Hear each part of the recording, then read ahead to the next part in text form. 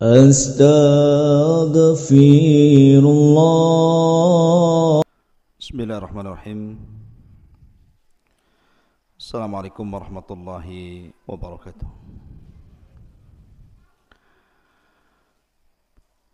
Alhamdulillah wassalatu wassalamu ala Rasulillah wa ala alihi wa sahbihi wa mawalah wa la hawla wa la quwata illa billahi wa ba'du. Qala Allahu azza wa jalla ya ayyuhalladzina amanu taqullaha haqqa tuqatih wa la tamutunna illa wa antum muslimun. Fa inna asdaqal hadithi kitabullah wa khairal huda huda Muhammadin sallallahu alaihi wa ala alihi wasallam wa syarrul umuri muhdatsatuha wa kullu muhdatsatin bid'ah wa kullu bid'atin dhalalah wa kullu dhalalatin finnar.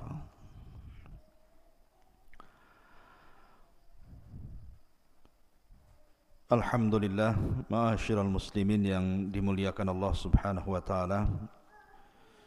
Di pagi hari ini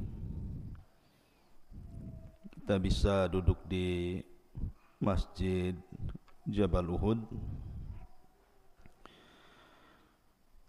dan insyaallah mungkin setiap pagi dan malam sini kan biasa ada kajian, jadi mungkin antum yang biasa pagi menghafal Quran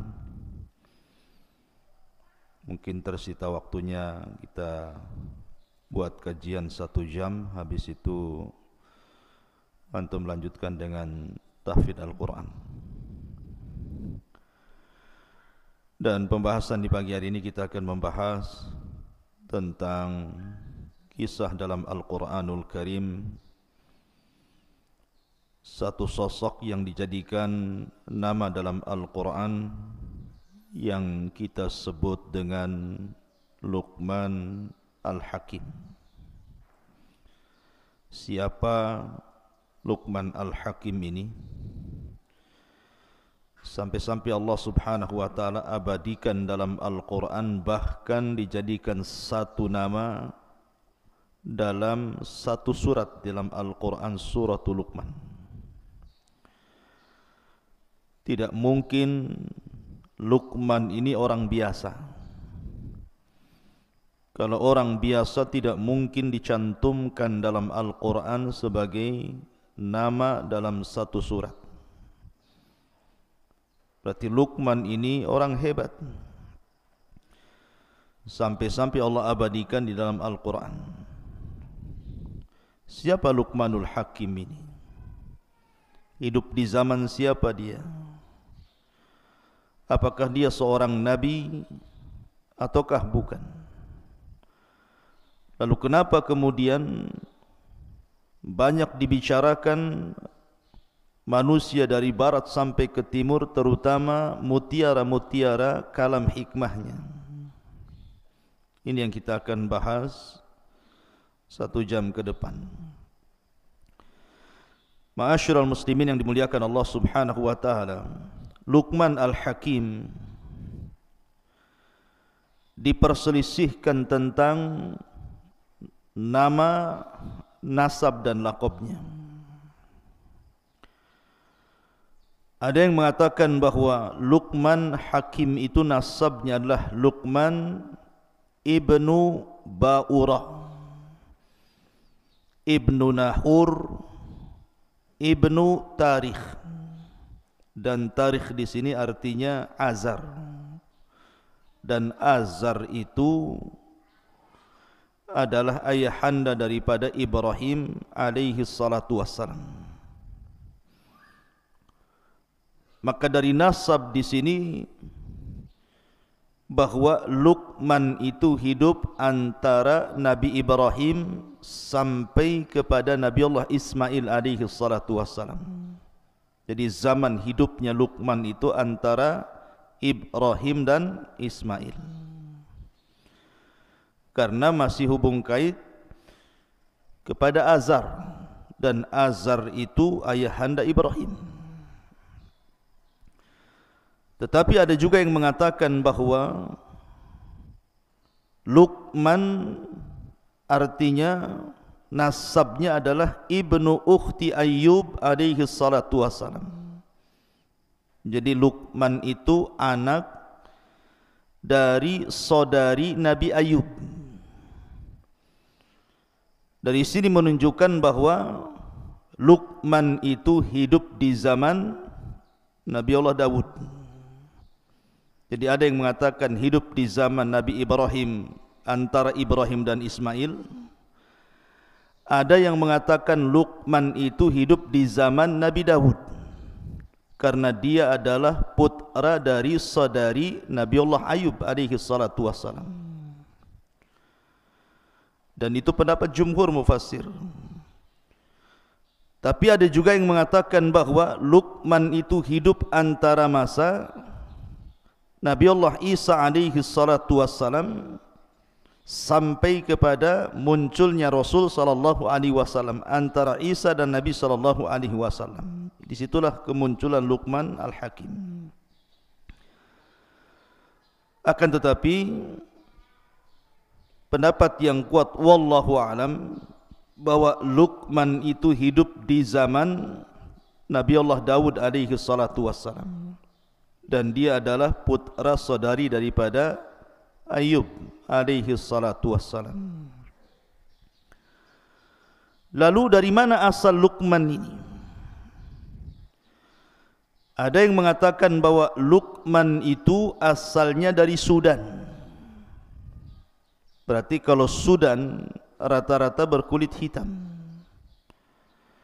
Jadi Luqman itu orang Sudan, berkulit hitam.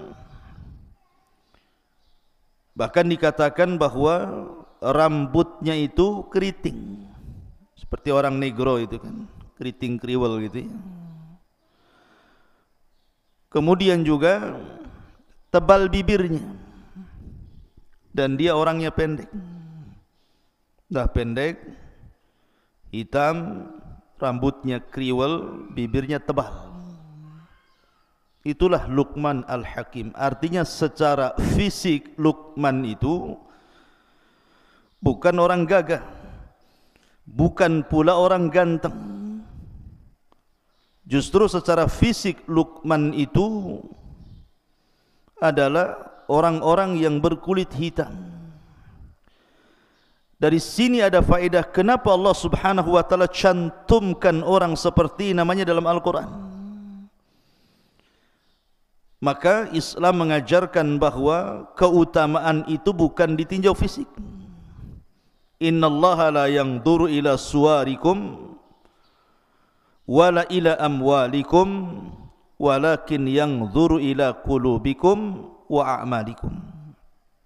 Jadi Islam itu memandang bukan karena fisik, bukan karena harta, tetapi yang dipandang hati dan amalnya. Makanya Nabi SAW dalam khutbah Arafah mengingatkan manusia tentang keutamaan manusia di hadapan Allah. Kata Nabi SAW, ayyuhan nas, la fadla bainal arabi wal a'jam walal aswad alal ahmar illa bitaqwallah. Wahai manusia, tidak ada istimewanya baik anda orang Arab ataupun non-Arab, baik anda berkulit hitam ataupun putih ataupun merah, tetapi keutamaan itu hanyalah ada pada takwa. Kemudian Rasul membacakan ayat inna akramakum indallahi atqakum. Jadi ada yang mengatakan Luqman itu adalah orang Sudan. Ada juga daerah Luqman di Sudan itu di kampung namanya Nubah. Ada satu kota namanya Nubah di Sudan, itulah Luqman itu hidup di situ. Tapi ada juga yang mengatakan bahwa Luqman itu adalah Habasyi, artinya Ethiopia. Tetapi yang masyhur bahwa Luqman itu orang Sudan dan hidup di kota namanya Nubah. Itu yang banyak dijelaskan oleh ahli tafsir. Ma'asyiral muslimin yang dimuliakan Allah Subhanahu wa taala. Adapun banyak dijelaskan para ulama siapa Luqmanul Hakim ini. Al-Imam Ibnu Katsir rahimahullahu taala mencantumkan dalam kitab Bidayah wa Nihayah, beliau mengatakan kana abdan. Luqman ini seorang hamba. Dari sini menunjukkan bahwa Luqman itu bukan seorang nabi. Ada memang sebagian ulama mengatakan Luqman itu nabi. Tetapi pendapat yang kuat bahwa Luqman itu abdan, seorang hamba, seorang budak. Subhanallah, dia orang merdeka, bukan orang merdeka loh ya, orang budak. Artinya dia ada tuannya di situ. Kalau seorang budak berarti bukan merdeka, diatur-atur oleh tuannya, karena perbudakan dalam Islam itu sama dengan barang diperjualbelikan. Tetapi istimewanya walaupun dia seorang budak, Luqman itu adalah orang yang diperhitungkan setiap mutiara kalamnya sampai diabadikan dalam Al-Quran. Makanya dijelaskan juga beliau adalah kathirat tafkir, orangnya banyak mikir. Kemudian hasanal yaqin, sangat baik keyakinannya kepada Allah Azza wa Jalla. Ahabballaha fa'ahabbahu, karena dia banyak mencintai Allah, akhirnya Allah mencintai dia. Famannallahu alaihi bil hikmah, dan Allah anugerahkan kepada Luqman itu hikmah. Apa itu hikmah? Hikmah itu al-isabatu fil umur. Dia setiap ucapannya, setiap perbuatannya itu mencocoki kebenaran.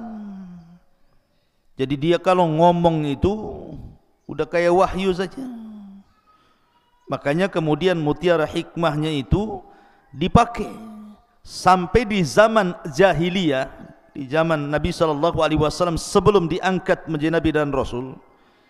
Orang-orang jahiliyah terkadang menukil-nukilkan ucapan Luqman sampai hari ini. Saking hebatnya Luqmanul Hakim ini. Ma'asyiral muslimin yang dimuliakan Allah Subhanahu wa taala. Lah Luqmanul Hakim dijelaskan oleh para ulama seperti yang dikatakan Sa'id ibn al-Musayyib. Sa'id ibn al-Musayyib ini seorang pemimpin para tabi'in. Sa'id ibn al-Musayyib mengatakan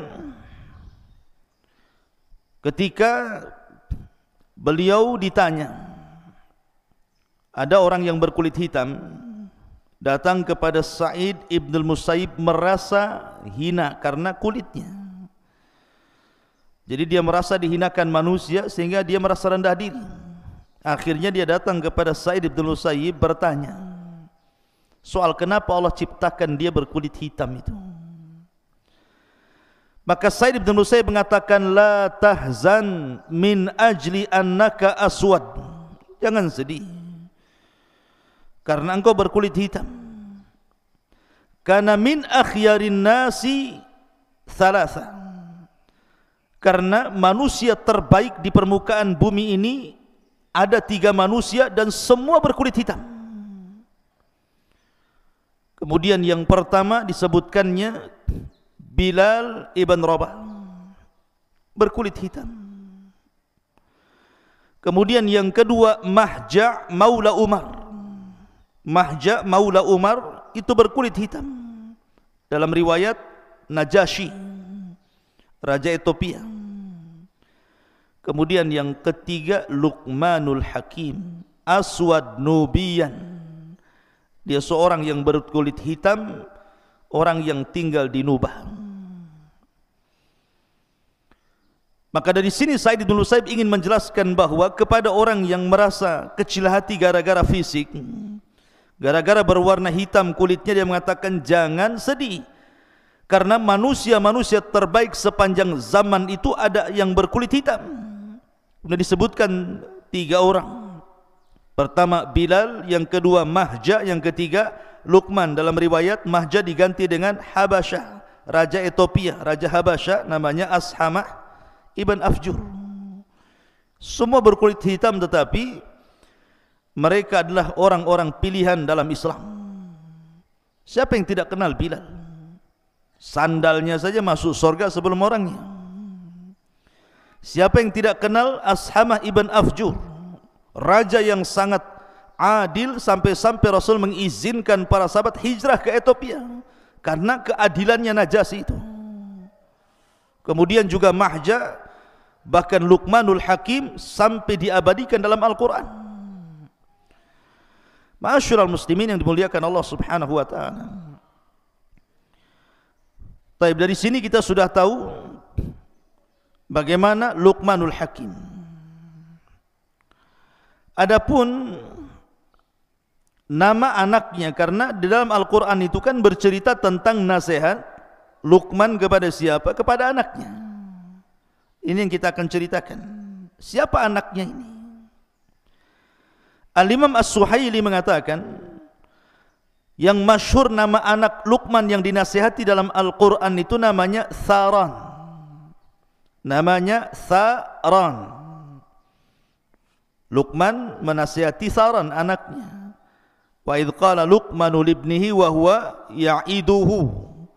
Dan ketika berkata Luqman kepada anaknya siapa? Tharan. Ada yang mengatakan seperti yang disebutkan Al-Imam At-Tabari bahwa namanya Qutbah. Namanya Qutbah. Ada juga yang mengatakan namanya Kalbah. Tetapi yang masyhur nama anaknya adalah Tharan. Ingat-ingat ya, namanya Tharan. Lah sebagian orang mengatakan bahwa Luqman itu punya anak, punya istri. Lah dulu anak dan istrinya itu belum mengikuti agama Luqman Al-Hakim, masih kafir. Tetapi setiap hari oleh Luqman itu dinasihati anak dan istrinya itu. Makanya salah satu nasihatnya adalah la tusyrik billahi inna syirka la zulmun azim. Janganlah engkau berbuat syirik kepada Allah, karena kesyirikan itu adalah kezaliman yang sangat besar. Lah dari kata-kata la tusyrik billahi inna syirka la zulmun azim di sini ada yang mengatakan bahwa seperti Al-Imam Al-Qushairi mengatakan karena Luqman dan ibunya itu kafir. Dinasihati sama Luqman, jangan kau melakukan kesyirikan kepada Allah, karena syirik itu kezaliman yang sangat besar. Jadi setiap hari nasihati, akhirnya keduanya mendengarkan ucapan Luqman, belakangan masuk Islam, masuk ke agama Luqman Al-Hakim. Ada yang mengatakan seperti itu. Adapun yang menunjukkan bahwa Luqman itu adalah seorang hamba, seorang budak, ada sebuah hadis yang dikeluarkan Al-Imam Ibn Jarir dari Ibn Waqi'. Jadi suatu ketika tuannya Luqman itu memanggil Luqman dan mengatakan, ya Luqman, idbah lana hadhihi syah. Wahai Luqman, sembelihkan untuk kami seekor kambing. Maka Luqman pun menyembelih kambing itu. Kemudian kata tuannya, ya Luqman, akhrij atyaba mudghataini fiha. Wahai Luqman, ambilkan dari badan kambing itu yang sudah kau sembelih, kau kuliti itu, dua perkara dari kambing itu yang paling baik. Dari anggota badan kambing yang paling baik itu keluarkan, kemudian serahkan kepadaku. Kemudian tiba-tiba Luqman mengiris apa? Mengiris lidah kambing, kemudian mengambil hati kambing, diserahkan kepada tuannya dan mengatakan, inilah dari badan kambing yang paling baik, lisan dan hatinya.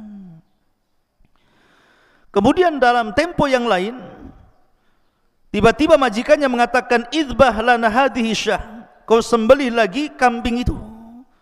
Akhirnya disembelihlah kambing, kemudian dikuliti. Kata tuannya, akhrij akhbatha mudghataini fiha. Sekarang ambilkan dari badan kambing itu yang paling jelek. Tiba-tiba Luqman mengiris lisan kambing itu, kemudian mengambil hatinya lagi. Majikannya heran. Kemarin disuruh menyembelih kambing, disuruh ambil bagian terbaik dalam kambing, diambilkannya lisan dan hati. Sekarang disuruh menyembelih kambing, kemudian disuruh mencari yang paling buruk dari anggota badan kambing, dipotongkan lagi lidah dan juga hati. Jadi tuannya bertanya, kenapa sama? Kenapa tidak yang lain, tidak kakinya, tidak pahanya, tidak dagingnya? Kenapa itu pula yang diambilkan? Lihat bagaimana kata-kata hikmah Luqman Hakim. Makanya kenapa dia disebutkan Dzu hikmah, pemilik hikmah luar biasa.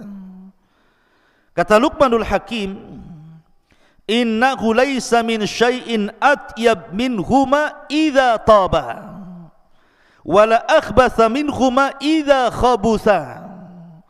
Wahai Tuhan, sesungguhnya lisan dan hati ini akan menjadi baik kalau baik keduanya. Kalau hati kita baik, maka lisan pun akan baik. Akan tetapi akan menjadi buruk kalau seandainya buruk keduanya. Apabila hatinya busuk, pasti lisannya pun ikut busuk. Lihat bagaimana kata-kata hikmah Luqman Al-Hakim. Kemudian juga banyak dijelaskan tentang kata-kata hikmah Luqmanul Hakim selain dalam Al-Quran, dan itu masyhur. Walaupun secara sanad memang para ulama masih fihi nazar, tetapi banyak dicantumkan di dalam kitab-kitab para ulama seperti Al-Alusi dan yang lainnya. Itu sampai mencantumkan beberapa kata-kata hikmah. Apa saja di antaranya? Luqmanul Hakim mengatakan, ya bunayya akthir min qawli rabbighfirli fa inna lillahi sa'atun la yuraddu fiha sa'il. Wahai anakku, perbanyak ucapan ya Allah ampunilah diriku, karena Allah itu memiliki satu waktu yang tidak mungkin setiap yang bertanya ditolak oleh Allah. Ya memang dalam Islam juga ada kan waktu-waktu yang kalau antum berdoa pasti akan diijabah, seperti sepertiga malam akhir, doa dalam sujud, doa di antara dua azan gitu ya. Kemudian juga Luqman juga mengatakan, dia mengatakan, ya bunai ittaqid taqwallah tijaratan ya'tika ribhu min ghairi bida'ah. Wahai anakku, jadikan takwa itu jual belimu, maka keuntungan yang kau raih akan jauh lebih banyak tanpa modal.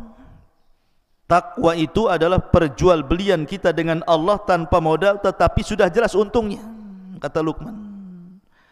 Kemudian juga di antara kata-katanya, ya bunai la ya'kul ta'amaka illal atqiyah wa syawir fi amrikal hukama.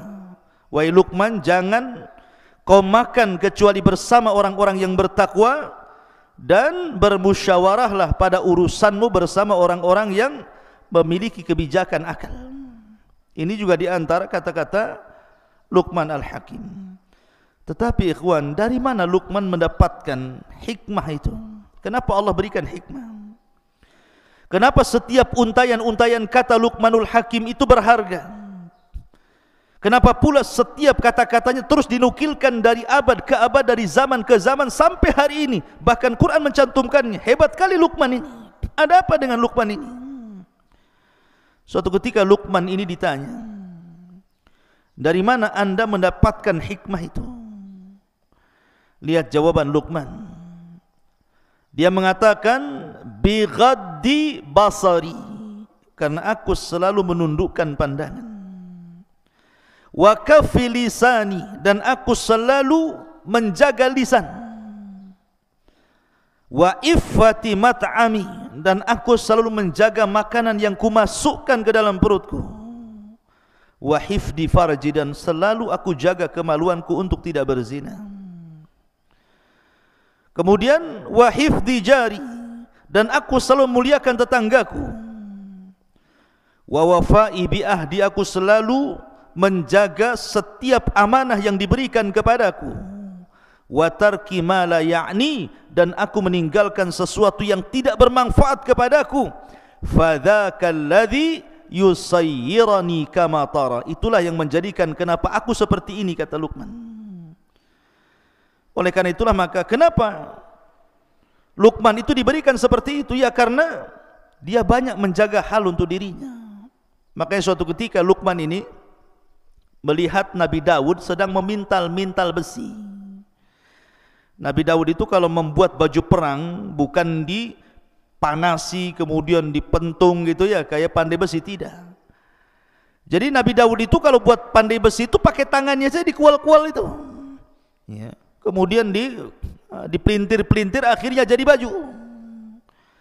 Nah Luqmanul Hakim suatu ketika berada di samping Nabi Daud yang sedang memintal-mintal membuat baju besi itu. Ketika itu Luqman ingin bertanya, maksudnya kenapa seperti itu? Tapi Luqman urung untuk menanyakan perkara itu tidak jadi. Dia terus memperhatikan Nabi Daud sampai baju besinya jadi. Setelah baju besinya jadi, tiba-tiba kemudian Nabi Daud kemudian meletakkan di badan Luqman Al-Hakim, kemudian menjelaskan kenapa dia membuat baju besi seperti itu.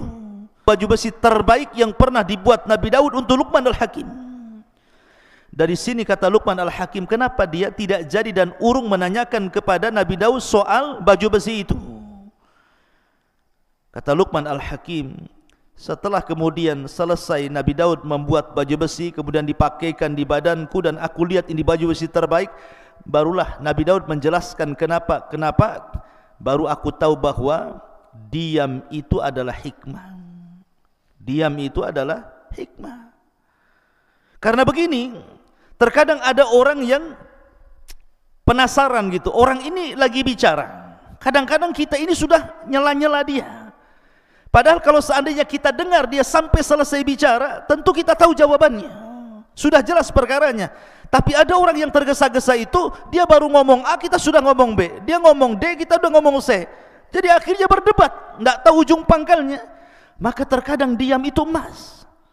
Dengan diam saja lama-lama paham, oh iya maksudnya ini begini begitu ya, tanpa harus mempertanyakan, nanti jelas sendiri maksudnya. Lah itu kata Luqman, itu bagian daripada hikmah. Itulah Luqmanul Hakim, luar biasa. Ma'asyiral muslimin, makanya dari situ kemudian ada yang mengatakan akhirnya Nabi Daud menjadikan Luqman ini seorang qadhi di zamannya. Itu ada juga yang mengatakan seperti wallahu alam. Baik. Kenapa Luqmanul Hakim dicantumkan dalam Al-Quran dan hikmahnya? Karena Luqman ini terkenal, bukan hanya kita ahli sunnah yang membicarakan tentang Luqmanul Hakim ini, orang-orang Syiah pun membicarakan Luqmanul Hakim. Seperti yang dijelaskan dalam kitab Syiah namanya Biharul Anwar, karya Al-Majlisi itu. Jadi ada kisah seperti ini. Jadi suatu ketika Luqman itu, ini dalam kitab Syiah ya, bukan kitab ahli sunnah. Wallahu a'lam sanadnya gimana. Tapi yang jelas Luqman itu dijelaskan dia sedang berjalan bersama keledai. Antum tahu keledai? Tahu keledai antum? Enggak tahu keledai? Antum taunya keledai apa? Kacang kedelai. Ya, ini bukan kacang kedelai. Keledai. Keledai itu kayak kuda. Ya. Jadi Luqman ini berjalan sama anaknya. Dia naik di atas keledai, anaknya pula dia bawa tali kekangnya. Kata orang-orang di pasar, tega banget Luqman itu. Dia naik di atas keledai, anaknya pula suruh jalan kaki katanya. Dengarlah Luqman kata-kata itu. Akhirnya kemudian dia ganti. Dia yang turun dari keledai, anaknya suruh naik. Dia yang bawa keledai. Rupanya orang-orang pasar masih ngomel juga. Kurang ajar anaknya katanya. Masa bapaknya suruh jalan, anaknya pula yang naik keledai katanya. Akhirnya Luqman bingung. Dia yang naik salah, anaknya yang naik salah. Akhirnya turunlah Luqman itu dari keledai itu. Kata orang-orang, apa Luqman punya keledai kok nggak ditunggangi, malah dibawa, diseret-seret katanya. Luqman ini bingung.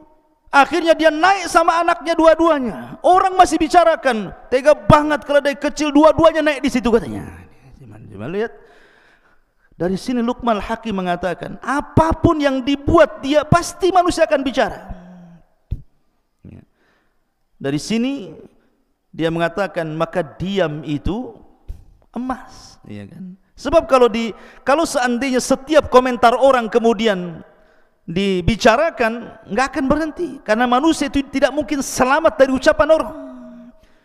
Mau gimana pun pasti kita akan dibicarakan orang. Antum mau baik mau jahat pasti orang akan bicarakan keburukan kita.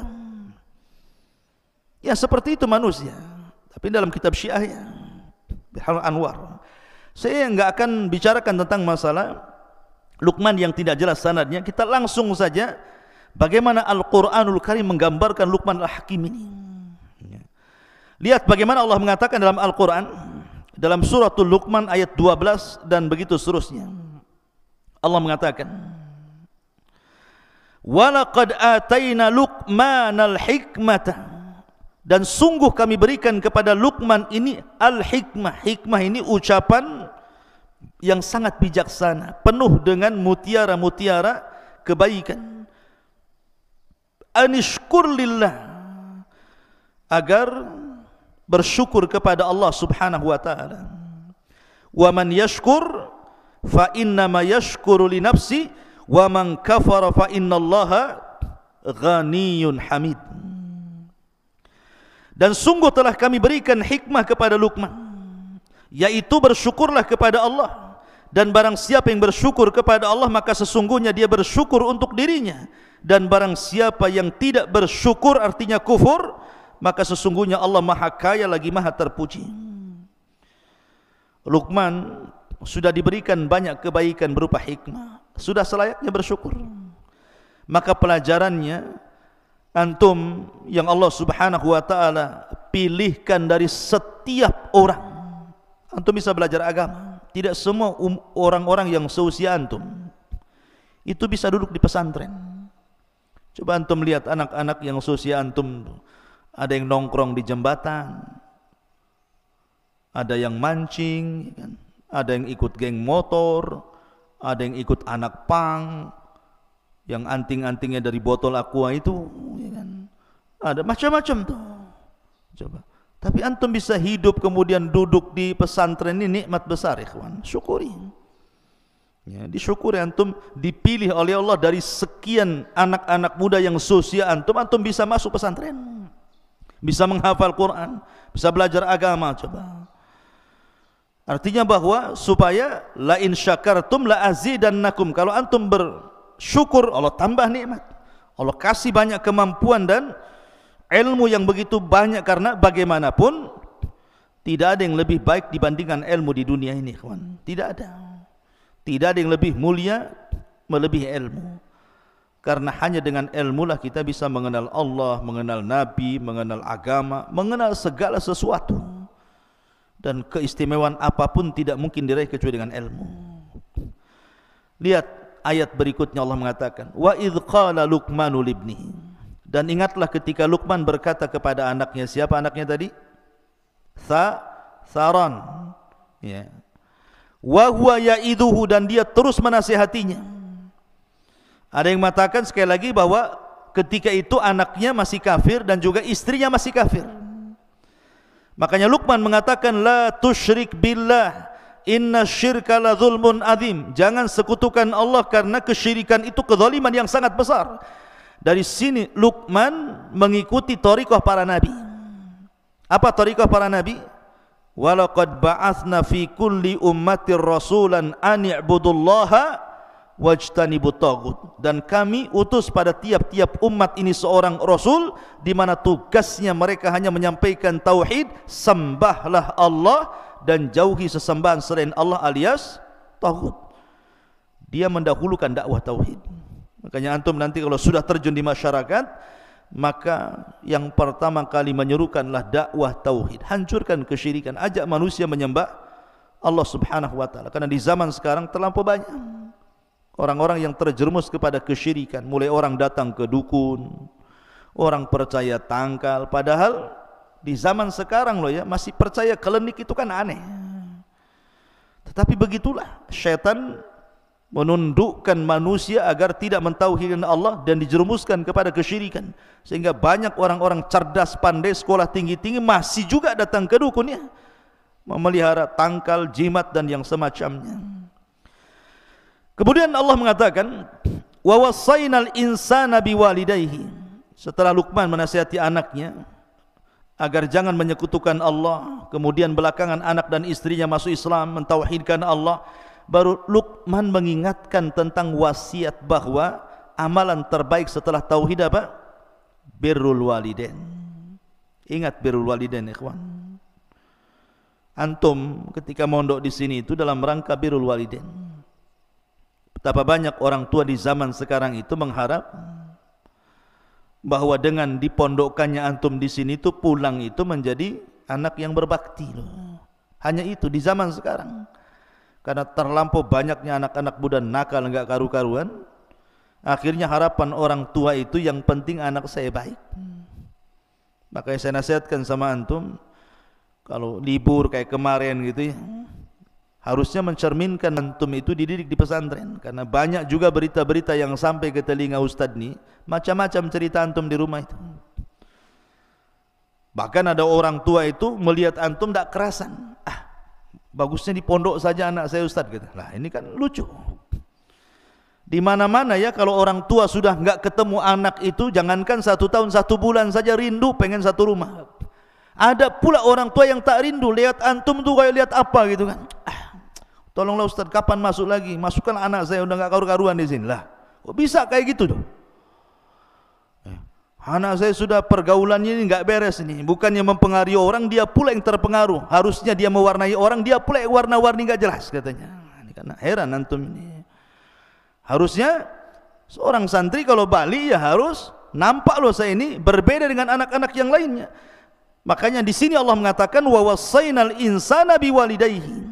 Kami wasiatkan kepada manusia itu berbuat baik kepada kedua orang tuanya. Apa alasannya? Lihat bagaimana Allah mengatakan, hamalathu ummuhu wahnan ala wahnin. Kemudian wa fisaluhu fi amaini anishkurli wa liwalidayka ilayyal masir. Karena ketika orang tua mengandung saya, antum atau siapapun, itu kelemahan di atas kelemahan, ikhwan. Kemudian disusui 2 tahun.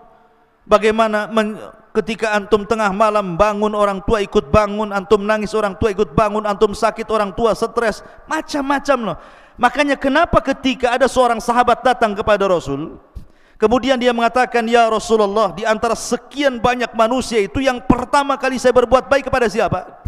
Maka Rasul mengatakan, ummuka, ibumu. Siapa lagi Rasul? Ummuka, ibumu. Siapa lagi Rasul? Ummuka, ibumu. Baru yang keempat, abuka, bapamu. Kenapa coba? Kenapa disebut 3 kali ibu kemudian 1 bapa? Kata para ulama, pertama karena ibu yang mengandung, yang kedua ibu yang melahirkan, yang ketiga ibu yang menyusui. Dari situlah Rasul mengatakan ummuka, ummuka, ummuka 3 kali. Karena ini bukan perkara mudah. Mengandung loh 9 bulan itu bukan perkara mudah. Antum enak tidur, bisa tengkurap, bisa miring kanan, miring kiri. Nah, nanti kalau antum sudah punya istri kemudian hamil, tidak bisa itu antum itu tengok istri tengkurap lagi hamil besar. Nggak bisa, tidur saja satu posisi, stres dia. Ya. Belum lagi kemudian melahirkan, meregangkan nyawa. Makanya Abdullah ibn Abbas radhiyallahu anhuma atau Abdullah ibn Umar radhiyallahu anhuma, ketika ada orang menghajikan orang tua dari negeri yang sangat jauh. Zaman itu kan belum ada kendaraan, belum ada apa namanya macam sekarang ada alat untuk bawa orang sakit gitu ya. Digendong dari negerinya itu loh, jalan kaki sampai ke Mekah. Kemudian dia tawaf, digendong ibunya, sa'i digendong ibunya, lempar jumrah digendong ibunya, sampai selesai manasik haji 6 hari itu ibunya berada di pundaknya sampai kelelahan, keletihan.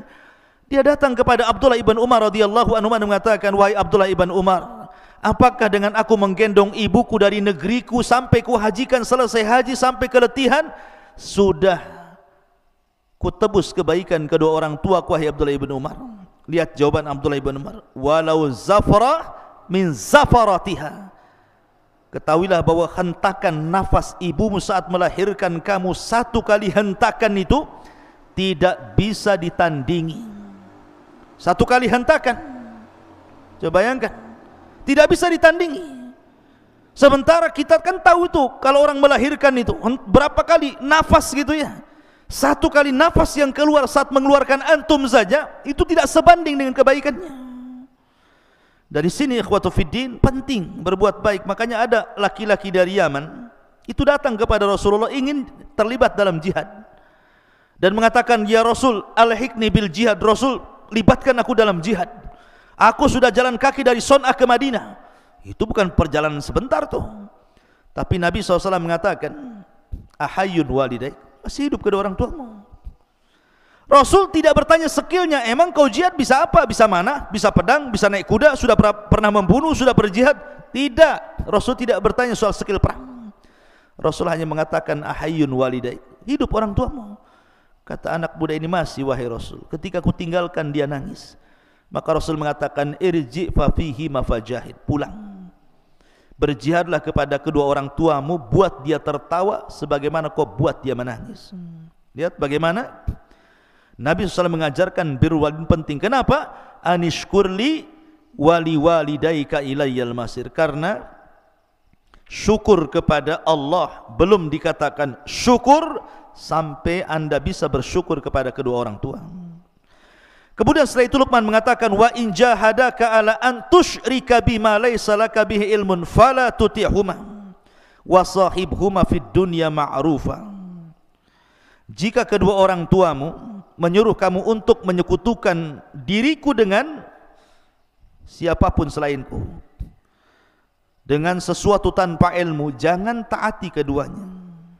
Dari sini menunjukkan bahwa hak Allah masih jauh lebih penting daripada hak siapapun sampai kepada orang tua.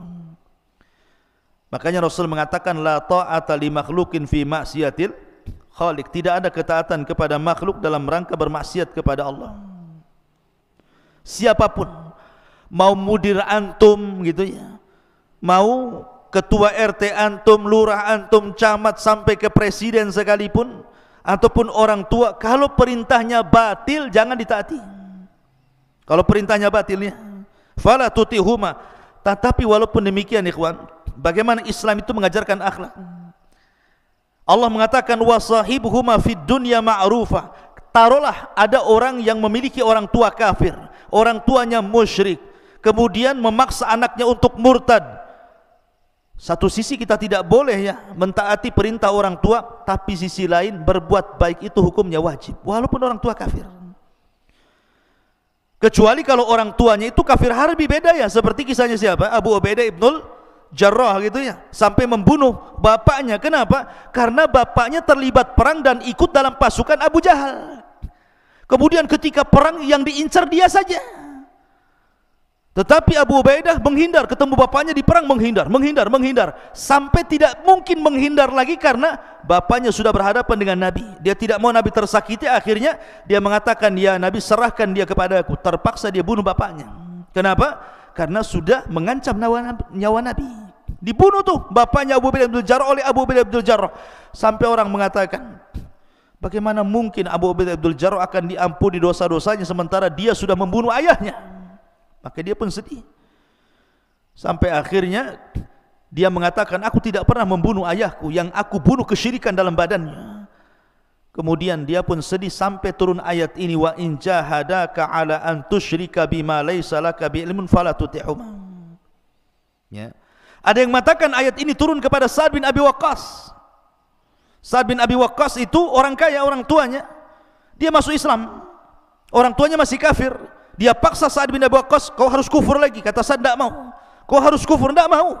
Sampai akhirnya orang tua yang mengatakan, kalau engkau tidak kembali kepada agama nenek moyangmu, aku akan mogok makan, mogok minum sampai ku mati, katanya. Tapi karena melihat orang tuanya Sa'ad bin istiqomah di agama Rasul sallallahu alaihi wasallam, akhirnya dia pun menghentikan mogok makan dan mogok minumnya, padahal dia sudah hampir mau mati. Karena Sa'ad mengatakan kepada ibunya, lau kanat laki mi'atu nafsan, lau kanat laki mi'atu nafsan, thumma kharajti nafsan ma kharajtu an dini. Wah ibuku, kalau kau punya 100 nyawa, kau keluarkan satu-satu agar aku meninggalkan agamaku. Jangan harap aku meninggalkan agamaku. Kalau kau mau makan, makan silahkan, enggak juga enggak masalah. Akhirnya ibunya makan juga, lapar ya. Dari sini ma'asyiral muslimin, bahwa bagaimana Allah Subhanahu wa taala mengatakan jangan taati kepada orang tuanya, tetapi wa sahibhuma fid dunya ma'rufa. Tetap Sa'ad bin Abi Waqqas berbuat baik sama orang tuanya. Kemudian Allah mengatakan, wattabi sabila man anab ilayya thumma ilayya marji'ukum fa unabbiukum bima kuntum ta'malun. Kemudian ikutilah jalan orang-orang yang kembali kepadaku, kemudian hanya kepadaku tempat kembalimu, maka akan aku beritahukan kepadamu apa yang telah kamu kerjakan. Artinya setiap masalah di dunia itu pasti ada balasannya. Ma'asyiral muslimin yang dimuliakan Allah Azza wa Jalla. Kemudian setelah itu Allah mengatakan, ya bunai innaha intaku mithqala habbati min khardalin fatakun fi sakhratin aw fis samawati aw fil ardi ya'ti biha Allah innallaha latifun khabir. Jadi begini, Tharon ini putranya Luqman, dia bertanya kepada ayahnya, wahai ayahku, seandainya aku bermaksiat kepada Allah, kemudian aku sembunyi di sebuah tempat yang tidak bisa dilihat manusia, mungkinkah Allah melihatku? Maka Luqmanul Hakim kemudian menjawab, ini jawabannya, ya bunai, wahai anakku, in taku mithqala habbati min khardalin fatakun fi sakhratin aw fis samawati aw fil ardi ya'ti biha Allah innallaha latifun khabir. Wahai anakku, sesungguhnya jika ada sesuatu perbuatan seberat biji sawi sekalipun dan berada dalam batu atau di langit atau di bumi, niscaya Allah akan memberi balasannya. Sesungguhnya Allah maha halus lagi maha teliti kepada hamba-hambanya. Antum berbuat maksiat dimanapun Allah tahu.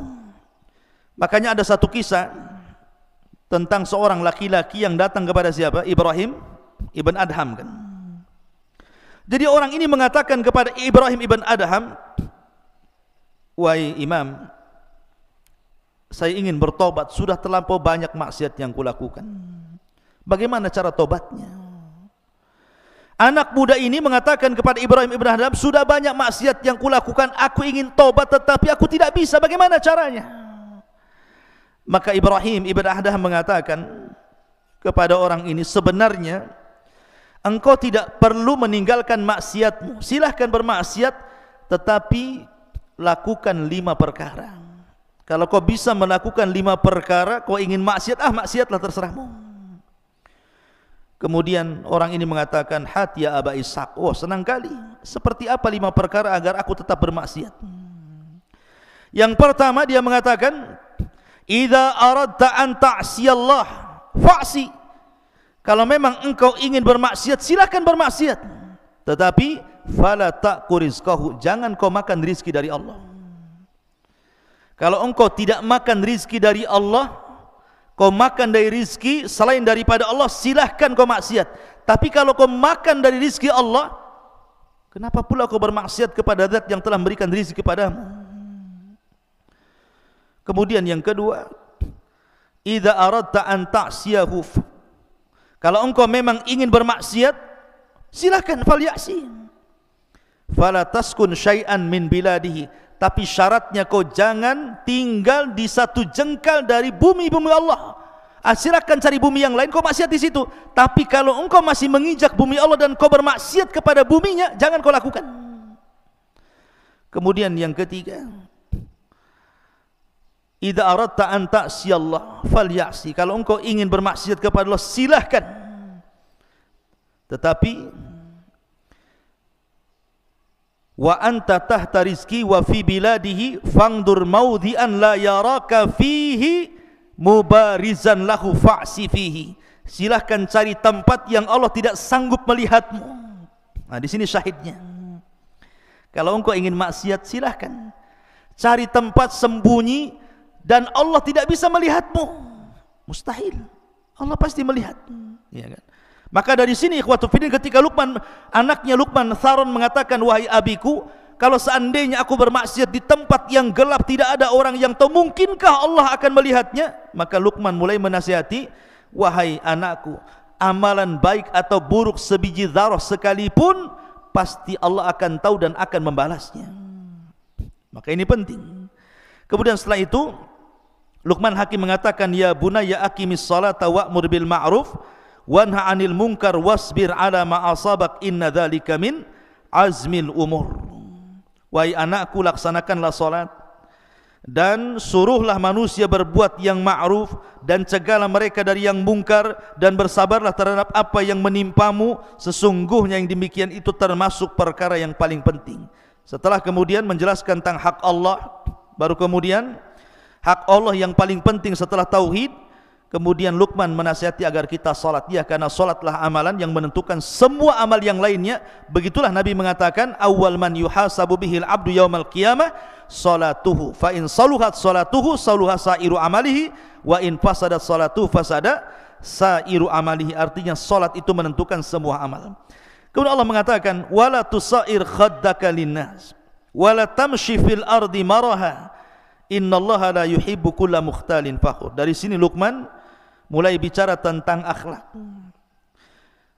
Luqman mengatakan kepada anaknya, dan janganlah kamu memalingkan wajahmu dari manusia karena sombong, dan janganlah berjalan di permukaan bumi dengan angkuh. Sesungguhnya Allah tidak suka orang-orang yang sombong dan membanggakan diri. Lihat bagaimana akhlak diajarkan Luqman kepada anaknya. Artinya apa yang kita sombongkan coba? Wallahu akhrajakum min butuuni ummahatikum la ta'lamuna syai'a. Ketika kita dikeluarkan dari perut ibu, kira-kira apa yang terjadi dengan bayi? Tidak tahu apa-apa, melihat pun belum, mendengar pun tidak bisa, bergerak pun terbatas, tenaga pun tidak ada. Baru kemudian tumbuh besar, Allah berikan pandangan, Allah berikan pendengaran, Allah berikan akal, kecerdasan, kemudian tenaga kuat. Tiba-tiba yang satu jadi profesor, yang satu jadi pilot, yang satu jadi dokter, yang satu jadi macam-macam. Tiba-tiba sombong. La haula wala quwata illa billah. Itu semua nikmat Allah. Makanya kenapa al jaza min jinsil amal, bahwa setiap perbuatan itu disesuaikan dengan perbuatannya. Nanti pada hari kiamat orang-orang yang sombong itu akan diciptakan oleh Allah seperti dzarrah, seperti semut kecil. Di padang mahsyar itu orang-orang yang sombong itu nanti badannya dikecilkan oleh Allah seperti semut. Kemudian akan berjalan di antara orang-orang yang besar, terkadang terinjak, terkadang harus menghindar dari kaki orang. Itu orang sombong, dia merasa besar di dunia, di akhirat dibuat kayak seperti semut yang akan diinjak-injak manusia. Al jazamin jinsil amal. Kemudian Allah mengatakan, waqsid fi masyik waghdud min sautik inna ankaral aswat la sautul hamir. Dan yang terakhir Luqman mengatakan, dan sederhanakanlah dalam berjalan dan lunakkanlah suaramu, sesungguhnya seburuk-buruk suara adalah suara keledai. Begini ikhwan, perhatikan kalimat seburuk-buruk suara, suara keledai. Yang menciptakan keledai siapa? Allah. Yang menciptakan suara keledai siapa? Allah. Yang mengatakan seburuk-buruk suara keledai siapa? Allah. Apa coba? Yang menciptakan keledai Allah, yang menciptakan suara keledai Allah, yang mengatakan seburuk-buruk suara adalah suara keledai Allah juga. Apa hikmahnya? Terkadang ikhwan, ada orang-orang yang Allah ciptakan dari manusia itu, yang memang Allah takdirkan lisannya itu selalu menjelek-jelekan manusia. Yang menciptakan dia Allah, yang menciptakan dia bisa bicara Allah, tetapi orang ini pula seburuk-buruk suara. Maka antum di masyarakat akan antum temui orang-orang yang seperti ini. Antum tidak akan selamat dari ucapan manusia. Seperti tadi kisah tadi ya, Luqman naik keledai salah, anaknya yang naik keledai salah, dua-duanya naik keledai salah, dua-duanya tidak naik keledai salah, dibicarakan orang. Ada orang ingin supaya tidak dibicarakan orang, akhirnya kemudian tidak keluar dari rumah. Dibicarakan juga, oh jangan-jangan sakit dia. Kenapa dia tidak keluar rumah katanya? Ketika sering keluar rumah, ngapain orang ini mondar mandir saja kayak nggak ada kerjaan. Ketika kadang di rumah, kadang enggak, dibicarakan juga. Manusia itu akan ngomong seperti itu. Orang itu tidak akan selamat. Jangankan sekelas kita, sekelas para nabi. Nabi Musa alaihi salatu wassalam dibicarakan oleh kaumnya. Jangan-jangan Musa ini enggak mau mandi sama kita, jangan-jangan punya penyakit tutup badannya itu. Akhirnya suatu ketika Nabi Musa mandi di sini, kaumnya di sana. Diletakkan bajunya di atas batu. Allah buat batu itu bergerak Lari batu itu, dikejar Nabi Musa lagi telanjang karena masalahnya pakaian di atas batu itu. Rupanya batu ini Allah buat lari sampai melintasi Bani Israel yang sedang mandi. Nabi Musa ngejar sambil telanjang.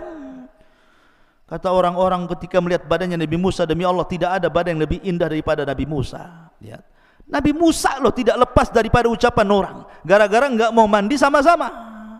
Padahal Nabi Musa itu orang yang paling malu dengan Allah. Itu pun tidak lepas dari ucapan manusia, sampai Rasul mengatakan rahimallahu akhi Musa laqad udhiya akthar min dzalik fasabara. Sungguh Allah merahmati Musa, terlampau banyak ujian yang diberikan kaumnya tapi dia sabar. Maryam bintu Imran dituduh berzina karena dia punya anak tidak jelas bapaknya, padahal itu diciptakan kun fayakun, karena Isa sama dengan Adam. Bahkan istri Nabi SAW Aisyah radhiyallahu anha dituduh berzina dengan Safwan ibn Mu'attil, padahal dia anak bintu Siddiq, anaknya Abu Bakar Siddiq, dan dia juga istri Nabi SAW, dan dia manusia yang paling cerdas.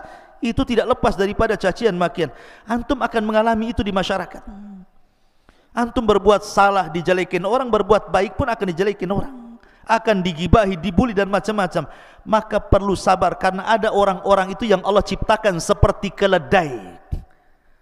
Allah yang ciptakan keledai, Allah yang buat suara keledai, Allah pula yang mengatakan seburuk-buruk suara keledai. Akan ada orang-orang seperti keledai. Maka kalau ada orang-orang seperti keledai, itu biar. Memang Allah sudah takdirkan dia bicara seperti itu. Tapi antum yakin bahwa Allah ketika membuat orang bicara itu, tidak mungkin dia bicara untuk membicarakan kita terus, tidak, enggak mungkin, ya. Jadi kalau orang benci sama kita kemudian menjelek-jelekan kita, enggak mungkin Allah ciptakan dia itu bersuara untuk menjelek-jelekan kita. Makanya kenapa? Pasti akan ada berhentinya, suatu ketika dia akan berhenti itu. Makanya kenapa para ulama kalau antum menghadapi orang yang menjelek-jelekan antum itu, pertama jangan antum pedulikan, fa'arid antum, seolah-olah enggak kenal. Jadi kalau ada orang jelek-jelekan kita kemudian antum kenal si anu, enggak kenal, padahal kenal betul. Supaya antum jangan teringat dengan keburukannya. Antum kenal si anu, enggak kenal, enggak kenal dia. Padahal kenal. Kenapa? Karena kalau kita kenal teringat keburukannya. Ya. Kemudian yang kedua, antum lupakan, hindari orang itu. Kalau umpamanya satu perumahan, pergi ke perumahan lain, cari tempat lain supaya enggak pernah ketemu dengan dia, ya. Dan berdoa jangan ditemukan dengan dia. Lihat Ashabul Kahfi. Ashabul Kahfi itu ditidurkan oleh Allah Azza wa Jalla, dihindarkan dari musuh-musuhnya selama 300 tahun lebih. Tiba-tiba bangun, musuhnya sudah kalah tanpa perang. Cukup dengan tidur saja sudah mengalahkan musuh. Jadi kalau melawan orang-orang yang menjelek-jelekan kita, tidur saja antum. Biarkan dia jelek-jelekan, kita tidur saja. Biarkan dia yang sibuk membicarakan kita, kita sibuk mimpi dalam tidur kita. Nanti lama-lama pusing dia, karena nggak ada tanggapan dari kita, ya. Dari sini maka pelajaran Luqman ini penting, ikhwan, kalau kita pelajari. Karena juga waktu yang sangat singkat, tapi yang jelas ini sangat berharga. Mudah-mudahan ada manfaatnya. Subhanakal bihamdika asyhadu an la ilaha illa anta astaghfiruka wa atubu ilaik. Allahu ta'ala alam. Assalamualaikum warahmatullahi wabarakatuh.